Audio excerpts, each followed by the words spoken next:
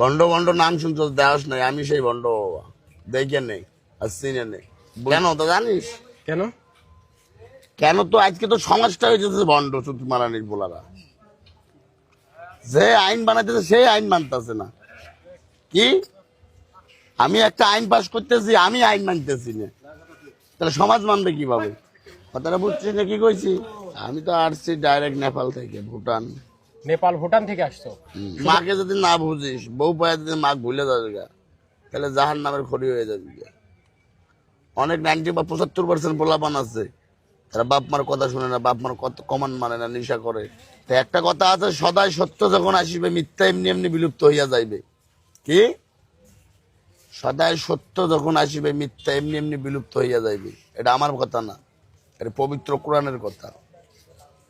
হয়তো আমি মূর্খ, কোরআন পড়তে জানি না বাপ, তাই হয়তো কিছু বলতে পারলাম না। কিসের ভোতারে তো অহংকার? এই যে প্রাইভেট কার দিয়ে আয় ঘুরে গোয়ার মধ্যে মুখের মধ্যে লিপস্টিক লাগায়, মাথায় কাপড় নাই, আসে মাজারে। তোর মুসলমান কান্ট্রি এটা, তোর দাবি করতেছিস তোরা কিসের মুসলমান?